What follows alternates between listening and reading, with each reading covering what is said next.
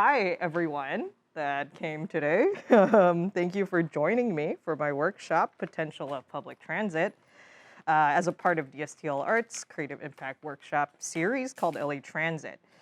So my government name is Jungmin Choi, but I go by Jamie, so feel free to call me Jamie for the remainder of this workshop. I'm also going by she, her pronouns for this session. And before we dive into everything else, I can share a little bit about myself. There's a slide prepared for that. So a bit about me. I am a 1.5 generation Korean writer residing on Chumash and Tongva land, also widely known as Los Angeles. I am so the main vibe of my writing that I do is based on surreal horror and writing about horrors in the everyday. So like mundane sort of horror stories. And I just happen to be working on a chapbook that is said to be published sometime this year. Woo! On said topics of horror. On top of this, I have been a longtime writer of the LA Metro system. And also, I am someone getting used to public speaking. So yeah, that's like a whole journey there. But let's get into it. So for the agenda, we have the icebreaker that we're going to do briefly. That's going to supplement our group poetry activity later on. Then we have our historical context. And Who Rides the Metro is going to be a whole section on like understanding the ridership of LA Metro in general. And then we have the potential of transit. And it's like, it's sort of the callback to the actual title, but it's sort of a more generic point I'm making there. And then we have the group poetry activity to conclude the entire workshop. What words come to mind when you think of public transportation or transit in general? So you can take a few minutes to free write some words, some thought associations like positive, negative, neutral, what have you. And if you feel comfortable sharing, you definitely can share with the class. And if you haven't really ridden public transit, you can like think of other thoughts and associations you have with like commutes or just traveling through the city in general too. All of those will be very good. And we're gonna use this later, so write them down. Anybody want to share what they wrote for their icebreaker? Okay. Hot and sweaty. Hot and sweaty. Oh, okay. Yeah. So true. So true. You put stinky? Yeah. Okay. Slow, Okay. love and hate, and safety concerns. Safety concerns. Especially for females. Okay. That's very good. Those are all very astute like observations that you would have on public transit. None of you want to share? A lot of intergenerational. Intergenerational. Yeah, okay. Yeah, there's a lot that comes up, I think, when we talk about public transportation, just because it's, there is like an accessibility to public transportation in the sense that it's like, it is cheaper, but then at the same time, it's not like the best it could be, right? Like for the most part, like there's so much that, like, not just LA, but other places are doing better in public transport that you probably might have heard of, like in terms of examples where people mostly rely on public transport. Mm-hmm. Okay, let's move on for now. I hope you all wrote all of your little beautiful thoughts down so we can have more use out of them later. But okay, let's move on here to the purpose of the historical context I want to provide for this presentation. So when I started out with the research for this workshop, I had very naively kind of thought about doing a general contextualization of when like a particular mode of transportation, like such as the LA Metro began and things like that, just like doing like short timelines. But as I delved deeper into the history of how transit came to be how it is today, it became clear that a neutral read on history was essentially an impossibility. That is to say, historical context is not a detached list of facts in the case of LA Transit. So the current state of how we are able to and unable to move through the city has always been informed by who had the power to approve or deny the mobility of those seen as less than by the oppressors. In order to understand where we should go for the future of transit in LA, we have to understand where and how it came to be today and whose bones we travel on for the sake of mobility. When we talk about transit, I have to emphasize the roads used by Indigenous people first and foremost. The Indigenous people of what we now commonly call California had been living here for thousands of years. According to an extensive research project conducted by the LA Landscape History Project, ancient roads used by Indigenous people have been thriving for at least 2,500 years. What you see on this particular slide is a map of the compiled data of the general area most of us are familiar with. If you take a closer look at the map, it's sort of a modern Google Maps type of map. And it has a compiled data of like the different roads that were used. Lots of trade and connection between the villages occurred on these ancient roads, particularly seafood having been traded pretty far inland of these roads via various ports. As many as 300,000 Indigenous people lived in California, with the Chumash tribe being the largest group with around 10,000 to 20,000 members. This is based on pre-colonization and genocide numbers, by the way. From 1800s onwards, much of the Indigenous peoples were forced into labor, enslaved, murdered, and worse through state-sanctioned genocide.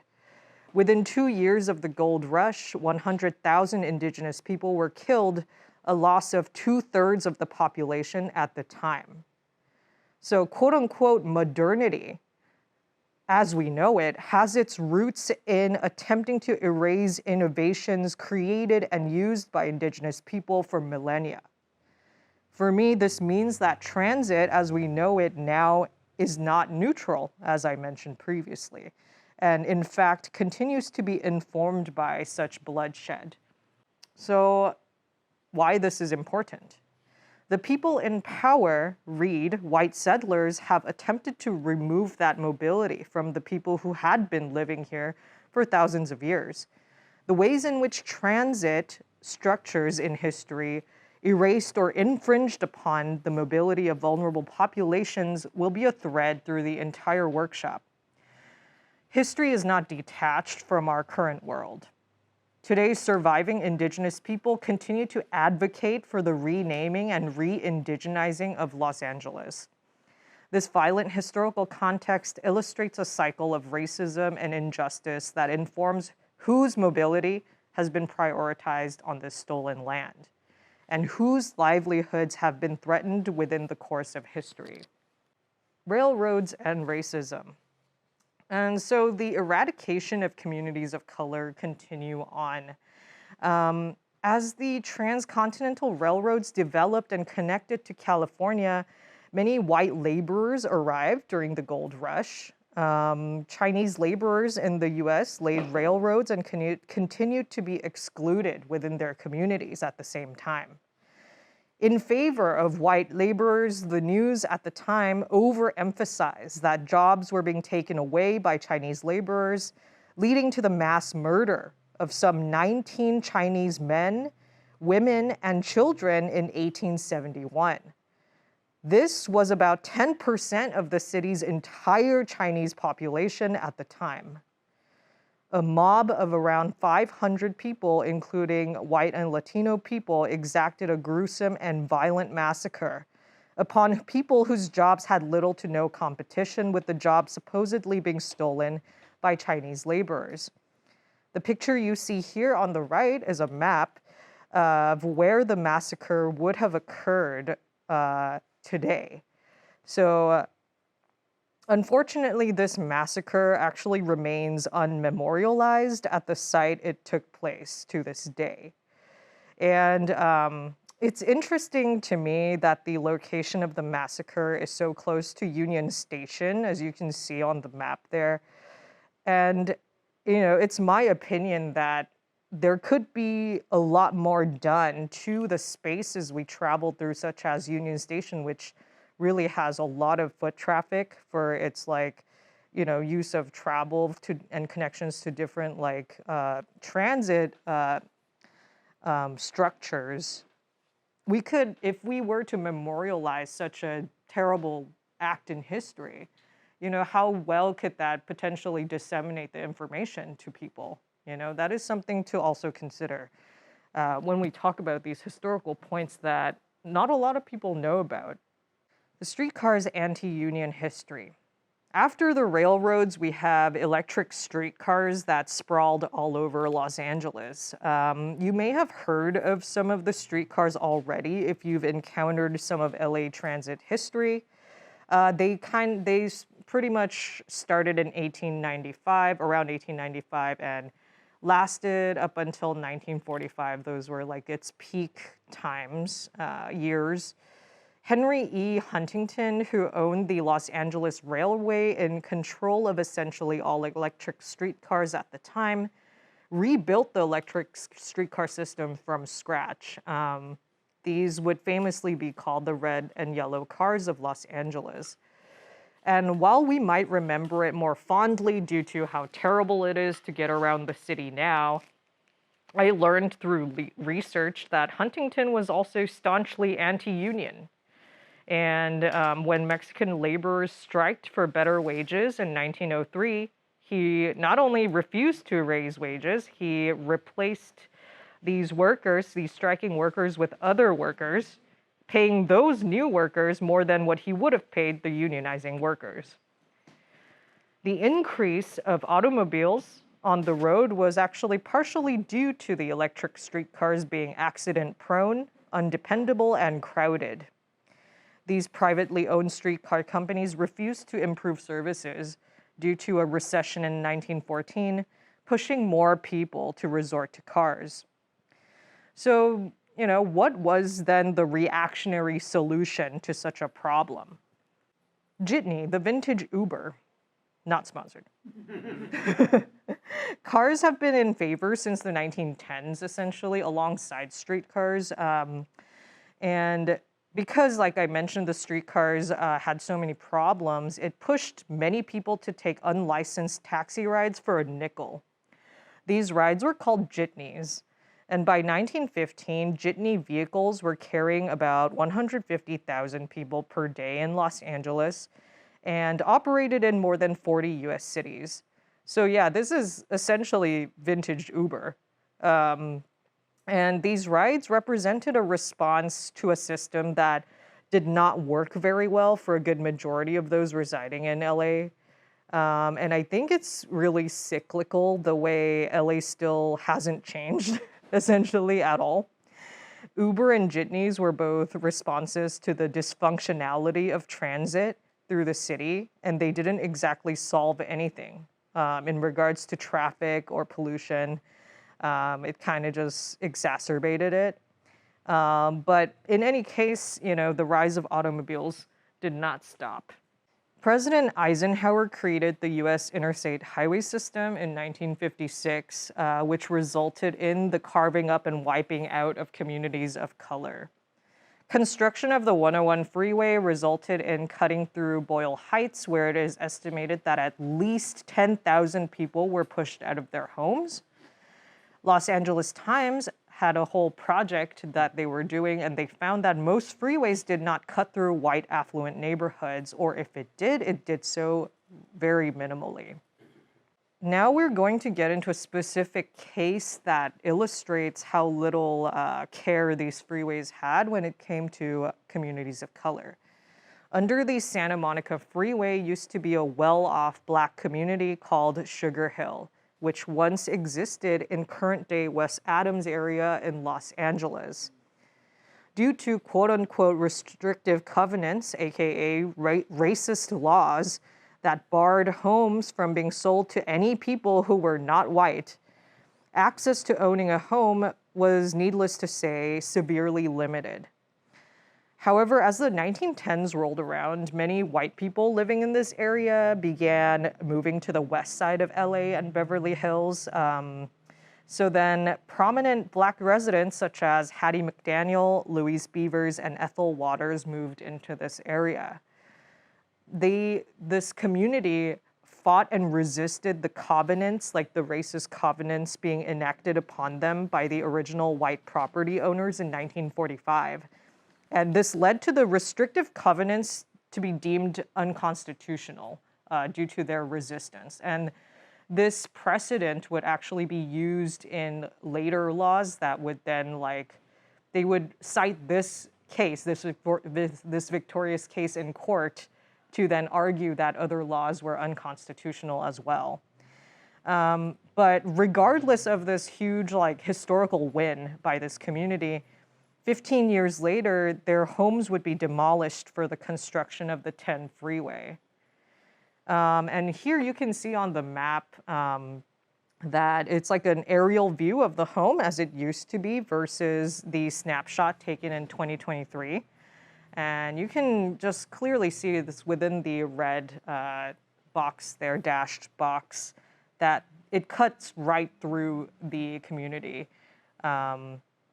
And, as transportation and mobility developed within Los Angeles, there were a lot of costs and injustices inflicted on communities of color in the process, further disenfranchising and attempting to eradicate them in favor of connecting the freeways to white suburbs. And I used Sugar Hill specifically as an example, as a sort of case study here, because it highlights especially how even if you have access to capital and wealth, these were very, very wealthy people, not being an affluent white family puts you at risk of having your home taken away regardless. So it's not about access to capital. The freeways are not free. From all of the historical accounts I've researched, hopefully I was able to illustrate that history of transportation in LA is not neutral, as I posited in the beginning. Racism essentially shaped the modern transit landscape, dictating who was deemed worthy of mobility and who was deemed disposable. The history of transportation in Los Angeles is not neutral, to put it lightly. With this context, it is my opinion that LA Metro, with its rail and busway systems, has the potential to do something differently, and in support of connecting families, not destroying them. Plus, with environmental concerns regarding cars, not to mention the notoriety of LA's traffic, public transportation may be the answer to both past and future issues. So we are going to now transition into the statistics regarding LA Metro's major ridership so we can discuss what the future of transit could potentially look like. All right, who rides the Metro? According to the 2022 LA Metro Customer Survey, this is the general race and ethnicity breakdown of LA Metro's ridership based on 10,000 responses. So the breakdown is slightly different based on bus or rail, but generally speaking, we have Latine people consisting of 63% for buses, and Black or African Americans consisting of 16%, white people 11%, Asians, Pacific Islander 10%, others 6%. And then for rail, we have Latine 50%, Black, African American 16%, white, I almost skipped over white people 20%, Asian Pacific Islander 10%, and other 8%. And how much do they make? If you look at the breakdown for the majority of bus riders, it's under $15,000 a year. And for rail ridership, 32% is $15,000, also under $15,000 a year. And so Generally speaking, about 89% of bus riders and 72% of rail riders make a household income of less than $50,000 a year. So from these two slides that have the breakdown of like who's actually riding the metro according to Metro, we can conclude that the ridership consists mostly of low-income people of color. And so this then led me to ask, okay, then how affordable is LA Metro considering their current ridership demographic? An example from a proposal for a fareless public transportation by the organization SAGE, they state that a family of 4 consisting of 2 adults and 2 teenagers who each need to use LA Metro daily may spend more than $3,456 per year commuting to jobs, to school, and activities. And if a family is making $25,000 a year for the entire household, which would be technically middle of the road for a good majority of LA Metro's demographic, it would be about 13.8% of their yearly income. It is also more than 1 month's paycheck based on a $25,000 a year wages. So, I mean, this sort of left me asking, and you might also be wondering, well, what about the discount programs? LA does offer such programs, but let's explore why they're not the be-all and end-all solution for the current ridership. Proving poverty. LA Metro's discount system is flawed in that it's not designed for the people it's aimed at. And the application process is actually prohibitive for many people that the discount program is meant to serve. The process by which one has to prove their eligibility remains an obstacle for many people, as they are not set up in such a way where one has to, they're not set up in such a way that it's like convenient or easy for any people trying to apply for the discounts. So some of the obstacles I've listed here are lack of access to technologies required, not knowing how or where to apply in person, no access to pay stubs, lack of documentation, which then could mean you lack government identification. There's also language barriers. These are some of the obstacles, many of which overlap to accessing the discount programs. Cash-paying riders are also heavily impacted when it comes to these programs. According to a survey in 2022, 43% of LA Metro bus riders pay in cash, which makes including them within such programs difficult, if not impossible. And again, this would most likely include many people who get paid in cash, therefore without pay stubs, etc.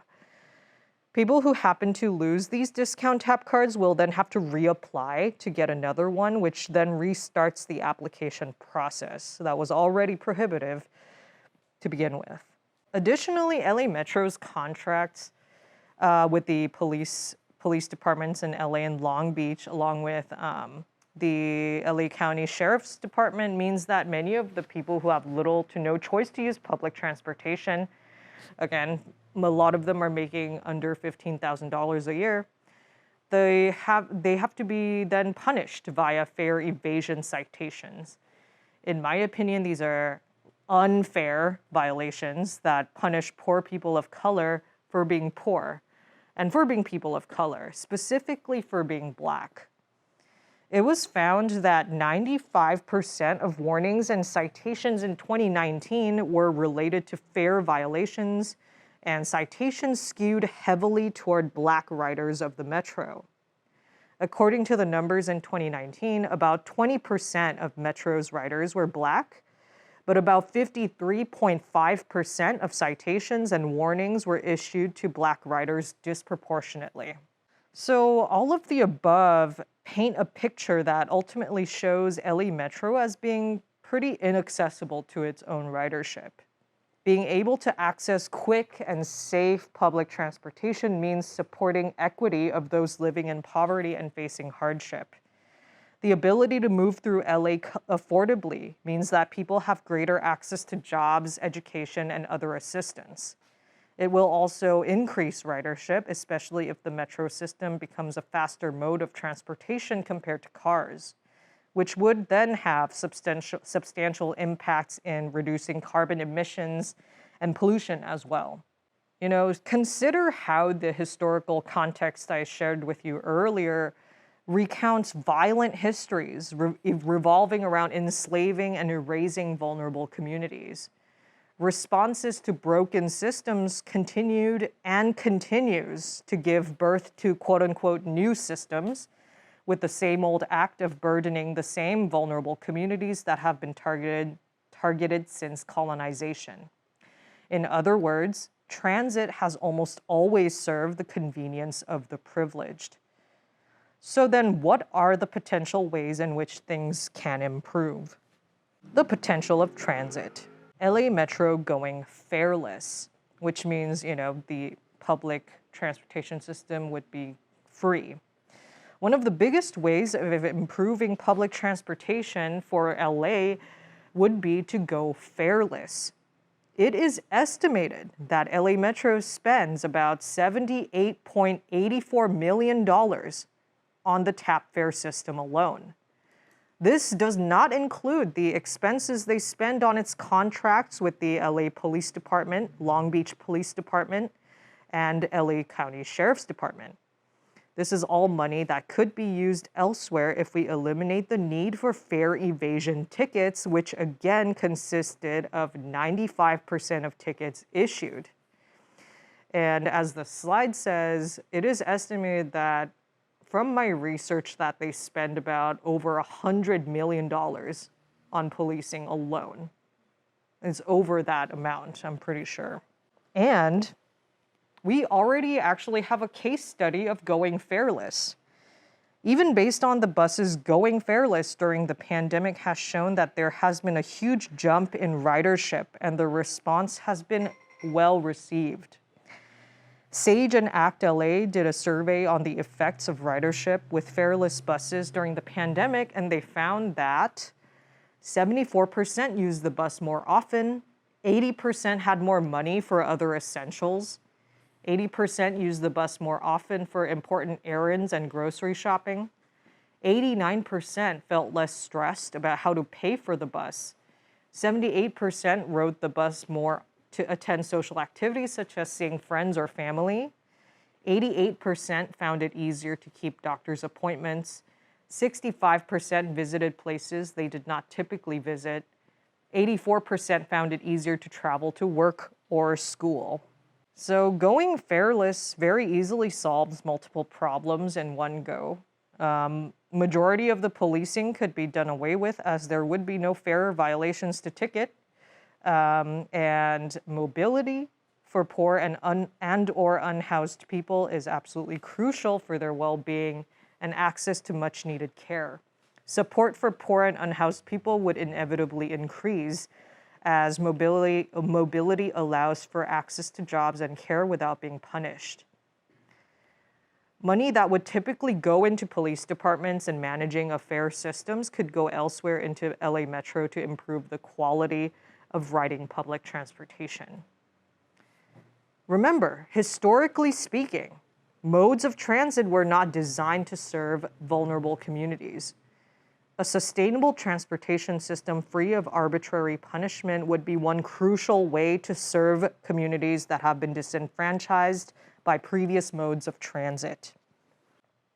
Did you know the streetcar is coming back, supposedly? Improving the way we move through crowded and dense spaces like downtown LA would be a huge incentive for LA Metro to improve ridership as well. So, for example, this example specifically, the streetcar has been due to make a comeback. In 2013, the LA City Council approved $295 million in operations funding to support the streetcar for 30 years. Specifically, the modern version of the streetcar would run through the busy area of downtown LA, which you can see on the map here, with a wait time of about 7 minutes between rides. Having this system, along with a fareless and highly used subway system, would have the potential of not only increasing ridership, but it could mean that people might move away from heavy reliance on cars, which is especially useful when it comes to navigating the major areas of downtown LA, which is one of the most congested and difficult places to access via car. The environmental impacts of reducing car use through public transportation would then reduce pollution, carbon emissions, improve air quality, all of which LA desperately needs. This, in conjunction with the increased ways in which our community members would be able to move through the city, means that LA as a whole would come out of it healthier and potentially happier.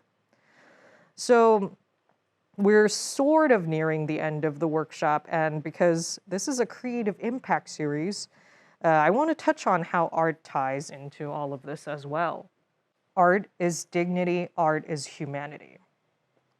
You know, when I think of and picture LA Metro in my mind, it was sort of similar to some of your impressions as well, immediate thoughts. Despite the addition of certain artworks and murals, I still sort of associated with, you know, it being not very clean or accessible and honestly full of rats. But, you know, imagine if our public transportation spaces were filled with visually engaging artwork that honors the history of this city. Imagine interiors that are brighter and more colorful. The space can be literally the exact same space, but adding to it aesthetically changes the way we view that same space. Art is needed in order to change perspectives and perceptions. And it is a way to inject humanity into spaces that have been less than humane to so many. Using the space we have now together, let's reimagine or reiterate some of the things you either felt or learned about transit today. This brings us to the list poem activity I have planned for you all today. This is going to take about 20 minutes. We'll see how much time we actually have, but based on the information presented in the workshop and or the thoughts you wrote during the icebreaker, I wrote that in caps for some reason, focus on parts that resonated with you as the theme of your poem. Allow yourself to freely list a variety of facts or sentiments that come to mind based on the presentation and or your own experiences. Then you just write an opening and closing statement. So I have an example poem that I'm going to show you to just let you know how I'm picturing this, kind of. My example poem is this. I'll read it to you. Freeways are so above it all. Bulldozed neighborhoods, a forgotten massacre, homes with families, stolen roads, the unhoused. But they are not so arrogant to be above traffic.